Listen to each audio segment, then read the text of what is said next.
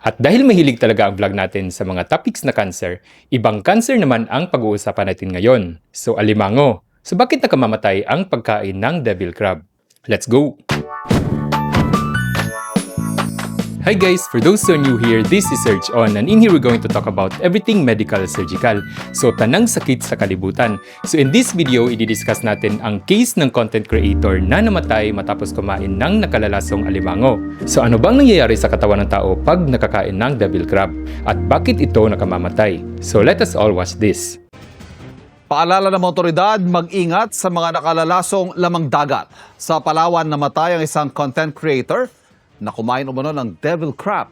Okay, so devil crab is not just one species of crab, pero palayo sa maraming uri ng alimango. So, tatlong pinaka-common dyan at makikita sa Pilipinas. Ang Chordisoma carnifex na pwede namang kainin at ang dalawang nakalalason na Demania cultripes at ang mas sikat na Zosimus aeneus. Marami nang naitalang namatay sa pagkain ng Zosimus aeneus, kabilang na ang 12 tao noong 1980s, dalawang magkapatid mula Cagayan noong 2021, and more recently nga si ating content creator na mula sa Palawan. Aeneus means bronze dahil nga ang itsura ng shell niya ay metallic brown. Ayon sa mga eksperto, ang uri ng crab na ito, hindi nawawalang lason kahit pakuluan o lutuin. Ang devil crab ay notorious sa pagiging poisonous, meaning nakamamatay pag kinain, as opposed to venomous, meaning nakamamatay pag nakagat ka or natusok ka. So overall, ang dalawang yan, parehong toxic.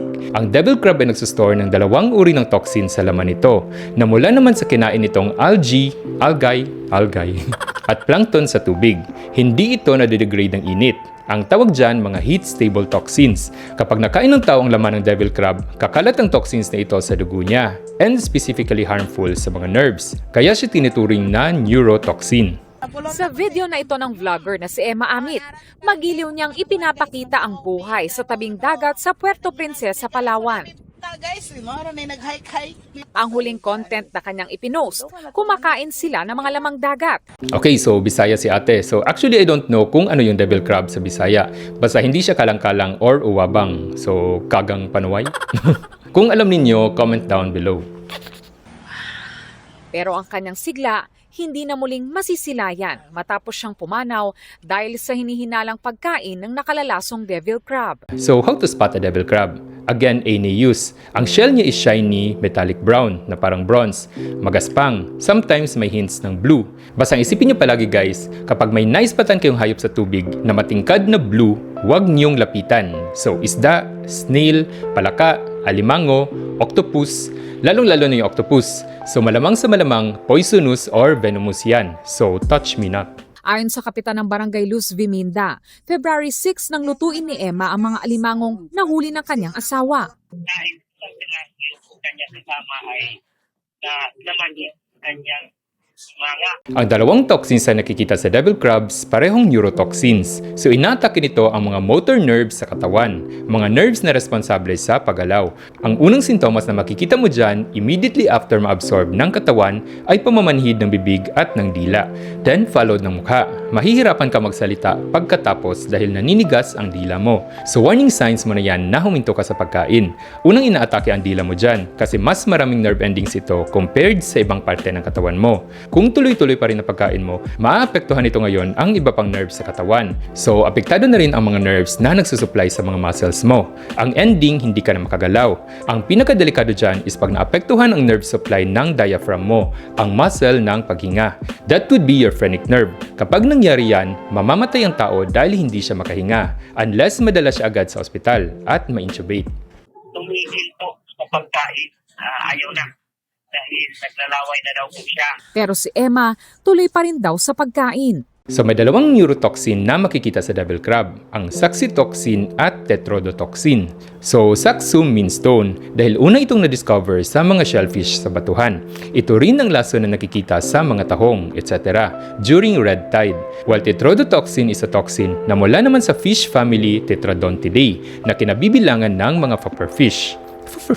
So tetra, 4. Odontus, ngipin. Dahil 4 ang ngipin ng mga pufferfish. Aside sa butete, ito rin ang lasa na makikita sa mga blue-ringed octopus. Ang saxitoxin at tetrodotoxin ay parehong nakamamatay dahil nakakakos ito ng paralysis, lalo na sa mga muscle sa paghinga, particularly sa diaphragm. pagkatapos kumain, hirap na kung huminga, sinugod ka agad, inhang yung ginagilinis na parang pinita. So paano ba nakakapatay ng tao ang dalawang toxins na ito? So first, let us know your anatomy. Ang main muscle na responsible sa paghinga ay ang diaphragm na makikita sa ilalim ng baga. Kapag nag-contract ang muscle na ito, magka-create ito ng suction at papasok sa baga ang hangin na may oxygen. Kapag nag-relax naman, i-exhale mo ngayon ang hangin na may carbon dioxide palabas naman sa katawan at ganyan ka nabubuhay. Para gumalaw ang isang muscle, kailangan ito ng signal na mula naman sa isang nerve. So no signal, no movement. Ang nerve na nagpapagalaw sa diaphragm mo ay tinatawag nating phrenic nerve sa magkabilang gilid ng leeg. Ang epekto ng dalawang toxins na ito ay i-block ang signal mula sa nerve papunta sa muscle. Kapag walang signal mula sa phrenic nerve papunta sa diaphragm, hindi ito makakagalaw, meaning pwedeng mamatay ang pasyente. Again, pwede pero depende. So pwede pang mabuhay. Malalaman nyo later kung paano pa mabuhay. Dating doon, humingi pa ng gusto, pero hirap na. Nung nag-hiccup na wala ng malay, revive naman po. At hinanakagad nila sa hospital, Dr. Princesa. Ang saxitoxin at tetrodotoxin ay parehong voltage-gated sodium channel blockers. Okay, so let's break it down. Kapag zoom in mo ang nerve cell mo, makikita mo na ang pag-transmit ng signal ay dahil sa sodium. Think of your sodium as kable ng kuryente. Para dumaan ang kuryente or nerve signal, dapat may kable. Pero ang sodium mo nasa labas. Para makapasok sa loob, dadaan ito sa mga sodium channels. Ang mga gates na ito ay bubukas lang pag negative voltage sa labas at positive sa loob. Kaya siya tinatawag na voltage-gated sodium channels. Kapag umabot ang signal hanggang sa dulo, magkocontract ngayon ang muscles mo sa katawan, including the diaphragm. So anong epekto ng dalawang toxins na ito? So binablock nila ang mga sodium channels, kaya hindi nakakapasok ang sodium at hindi nakakadaloy ang kuryente or ang signal papunta sa muscle. Ang ending, paralyze ang pasyente at pwedeng mamatay. Talagang hindi naman nagsitigil yung ating gobyerno sa pagpaalala. Kaso lang ma'am, dahil kung malibutan yung itsura nung David Crab na yun at nakita nila talagang napakang-pakang yung naturang crab. Again, pag hindi sure, huwag kainin.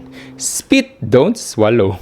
Ayon sa profesor ng UP Marine Science Institute, ang mga phytoplankton na kinakain ng devil crab ang nagiging sanhi kung bakit ito nakalalason. Ang mga phytoplanktons ay mga microscopic organisms sa dagat na pagkain ng maraming sea-dwelling creatures gaya ng alimango. Nagpo-produce sila ng saxitoxin. Ang tetrodotoxin naman ay mula sa mga bakterya na galing din sa ibang lamang dagat na kinakain din ng mga devil crabs. Pareho silang napapasa sa devil crabs at naiipon sa lamang loob. Kapag nakain ito ng tao, kakalat ito sa dugo. Ang neurotoxin anya ang nagdudulot ng mga sintomas tulad ng paralysis at depende anya sa dami ng toxin ang bilis ng epekto nito sa tao. So Dok, makakasurvive pa ba kapag nakakain ng devil crab?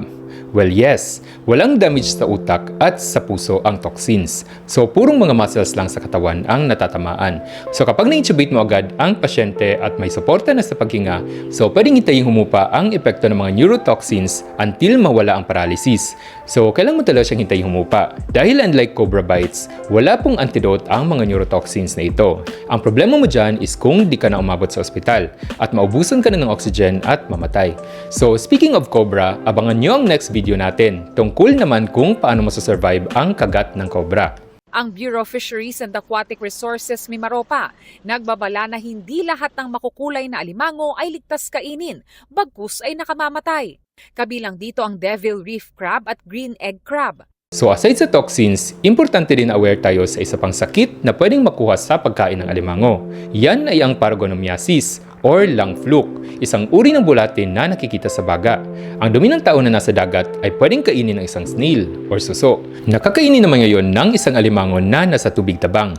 Pag hindi naluto ng maayos, pwede itong mapasa ulit sa tao at pumunta sa baga, mangitlog at mapasa ulit sa pupu, na siya namang kakainin ng isa pang snail. So, babalik siya sa cycle. Ang mga ito nila ay may mga lason na maaaring magdulot ng pamamanhid, panghihina at respiratory paralysis. Kahit lutuin at pakuluan, hindi nila nawawala ang lason nito. But again, unlike bulate, ang toxins na nakikita sa mga devil crabs hindi nawawala kahit lutuin. So the best thing to do is huwag kumain ng alimango na hindi mo nakita kung paano ito niluto. Kasi pag luto na yan, lahat yan kulay pula. So, no way of knowing. Or better yet, huwag ka nalang kumain ng alimango, tahong, pusit, hipon, at iba pang mga lamang dagat. At syempre, pakiramdaman ang sarili. So, pag may iniinda, stop na. Remember, huwag puro swallow. Spit-spit din minsan. Again, watch out for our Cobra video. Till next time, surge on guys!